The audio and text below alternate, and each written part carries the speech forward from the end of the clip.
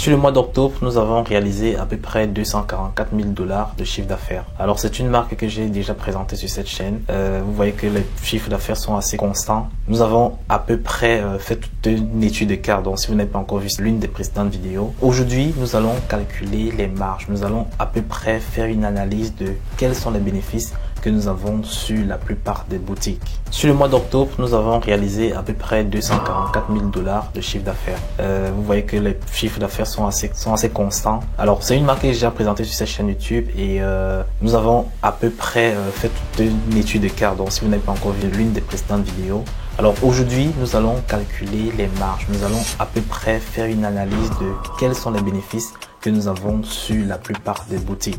Cette vidéo sera un peu différente des autres parce qu'on va parler des chiffres. Je m'appelle Ulrich Boris, entrepreneur spécialisé dans le domaine du e-commerce, du trading et de l'investissement boursier. Alors sur cette chaîne YouTube, nous parlons de dropshipping, de construction de boutiques en ligne, de comment est-ce que tu peux implémenter un système en ligne te permettant d'atteindre ta liberté financière grâce aux revenus de façon récurrente tous les mois que tu vas percevoir avec ta boutique e-commerce. On se retrouve devant l'écran pour faire toute l'analyse et les calculs qui vont nous permettre de savoir en quelque sorte à la fin du mois d'octobre combien est-ce que nous avons encaissé.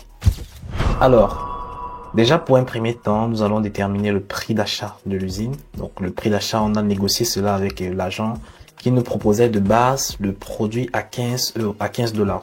Mais nous avons fait en sorte que cet agent puisse trouver dans une usine et négocier également dans cette usine pour avoir le produit à pratiquement 10 $ avec 3 $ de livraison express. Donc, il faudrait savoir que sur cette boutique, nous livrons en pratiquement 7 jours. Donc, maximum 7 jours. Nous avons certains colis qui arrivaient en 5 jours. Il s'agit bien du collant, des shorts à 1600 pour femmes, orientés pour les femmes enceintes, les femmes ayant les femmes postpartum, les femmes qui viennent d'accoucher.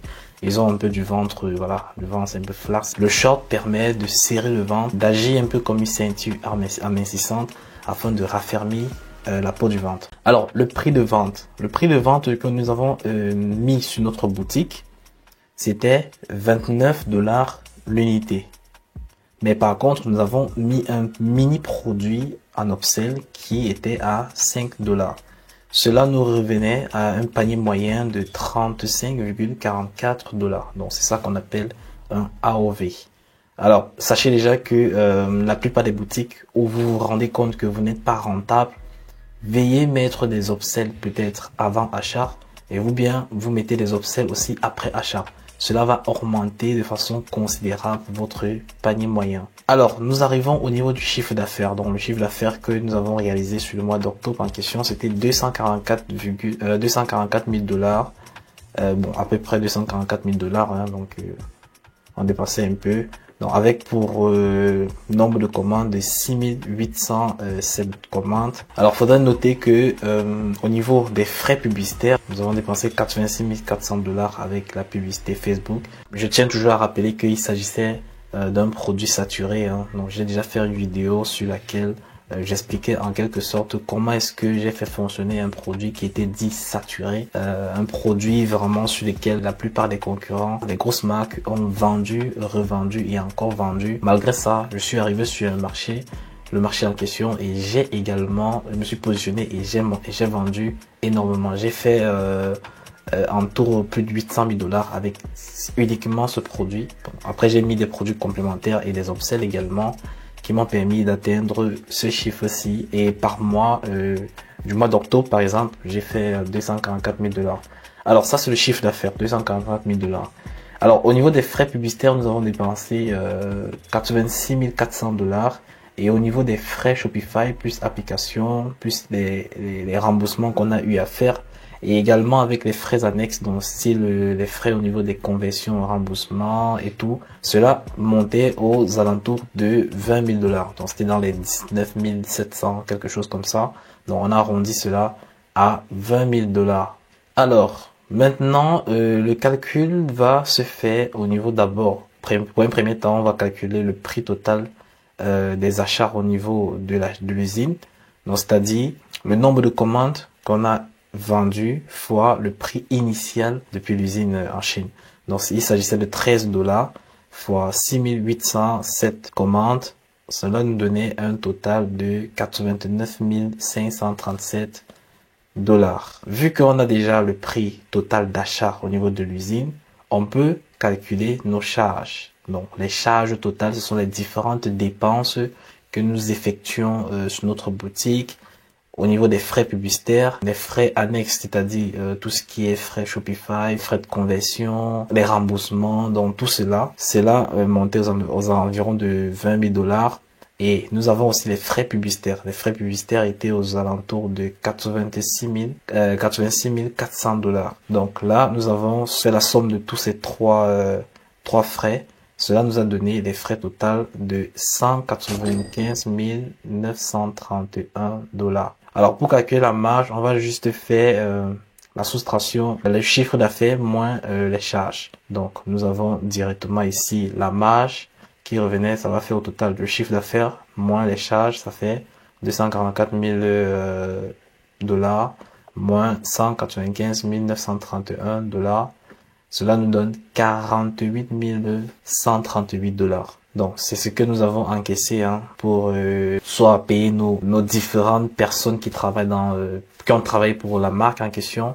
C'est-à-dire au niveau du SAV, on a payé également tout ce qui est personnel au niveau du SAV, du web designer, des UGC. Donc, on a essayé de payer tous ces gens-là. On se retrouvait aux alentours de 45 000 dollars. Donc, 45 000 dollars qui revenaient dans nos mains.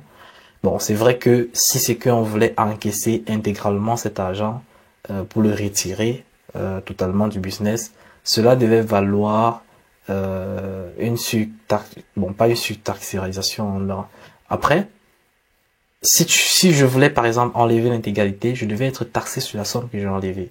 Alors vu que je laissais le bénéfice tourner dans la même entreprise, cela fait en sorte que je vais pas payer des impôts sur cette marge. Par contre, je vais réinvestir cela sur les publicités et sur le stock. Même si j'ai déjà assez de budget publicitaire qui me permet de déjà scaler comme je veux, je peux réinvestir les bénéfices afin de maximiser ma trésorerie, rendre mon entreprise beaucoup plus puissante, afin que je puisse essayer d'autres produits, d'autres niches, augmenter des upsells et tester encore des stratégies beaucoup plus performantes. Également, attaquer d'autres plateformes, par exemple Google, Pinterest, TikTok. Donc, toutes ces plateformes-là sont vraiment compatibles avec mon produit. Donc, ça veut dire que je peux vendre sur toutes ces plateformes en adaptant l'offre sur chaque plateforme. Donc, vous savez que les plateformes ne sont pas les mêmes. Donc, si le produit est vendu d'une certaine façon sur Facebook, elle ne sera pas vendue de la même façon sur TikTok. Vous devez employer peut-être une autre offre. Vous devez utiliser une autre stratégie. Également, TikTok est différent de Snapchat ou bien de Pinterest. Donc, vous devez vous adapter en fonction de chaque plateforme. Le stock maintenant, à cette étape-ci là, nous avons déterminé qu'il était temps pour nous de commander pratiquement 30 000 pièces dans le pays dans lequel nous commercialisons afin de passer à un autre level, livré en maximum 72 heures, donc 3 jours. Donc, c'est-à-dire 1 jour de préparation et 2 jours de livraison. Une fois que nous avons réalisé tout ceci, on réinvestit dans l'entreprise. Maintenant, vous pouvez retirer une partie des bénéfices que vous réinvestissez soit dans l'immobilier, soit dans la bourse. Moi, personnellement, je réinvestis beaucoup plus dans la bourse. J'utilise une stratégie de DCA, c'est-à-dire investir chaque mois une certaine somme et afin d'avoir une certaine croissance sur X nombre de temps. Donc ça, c'est un investissement sur long terme. Donc minimum 5 ans. Donc c'est ce que moi je vois. Lorsque vous êtes assez structuré sur votre business, c'est-à-dire vous calculez sur chaque boutique que vous lancez votre marge, vous savez à peu près où est-ce que vous partez et où est-ce que vous êtes en fait. Si vous êtes en train de stagner, vous êtes sur le même point de départ, cela est un mauvais signe. Et si vous êtes même encore en train de régresser, ça veut dire que vous êtes vraiment au mauvais endroit, vous êtes en train de prendre des mauvaises décisions. Et cela, vous devez calculer tous les jours. Vous devez avoir votre marge journalière chaque jour. J'ai répertorié vraiment tous les points importants permettant de calculer votre marge de façon journalière avec toutes les caractéristiques possibles, tous les frais que vous allez allouer et même les conversions si vous faites dans différents pays. Je calcule intégralement, je sais à la fin de chaque journée combien est-ce que j'ai gagné, si je suis en perte, je continue ou bien je m'arrête, ainsi de suite. Ce sont ces différentes conditions qui font en sorte que vous pouvez scaler votre boutique jusqu'à 10 000 euros, 20 000, 30 000, 50, 100 000 euros, 300, 400, 1 million d'euros, c'est avec la même stratégie.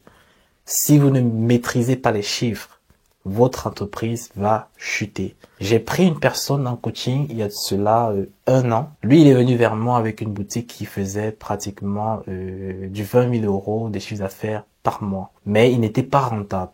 Il se retrouvait toujours en train d'injecter encore de l'argent dans le business afin de la rendre beaucoup plus stable. En fait, il avait énormément de problématiques. Il avait un prix très bas parce qu'il était en train de se battre avec la concurrence. Donc, il avait une marge pratiquement de moins de 1,5%. Donc, si déjà votre marge initiale entre le prix d'achat au niveau de l'usine et le prix de vente, vous ne faites pas minimum 1 fois 3, sachez déjà que vous allez être dans le noir. Hein. Soit vous allez directement avoir un tout petit bénéfice. Alors, vous n'allez pas fournir énormément d'efforts comme ça pour vous rendre compte que à la fin du game, c'est-à-dire à la fin du mois ou bien à la fin de l'année, vous vous retrouvez avec un très gros chiffre d'affaires et vous faites très peu de bénéfices. Moi, je me suis déjà retrouvé à ces erreurs-là.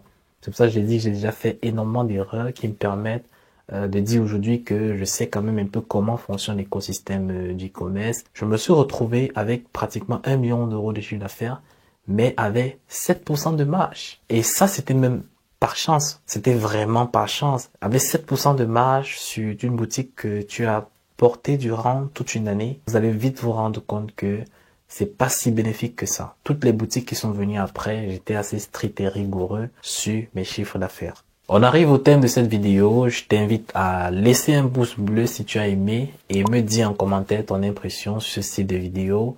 Donne-moi les thématiques que tu aimerais que j'aborde sur cette chaîne afin que nous puissions aller encore plus loin avec les détails et les stratégies, vous permettant également aussi d'atteindre votre liberté financière ou bien de faire des compléments de revenus avec vos boutiques en ligne pour aller chercher des revenus palpables. On se dit à la prochaine vidéo.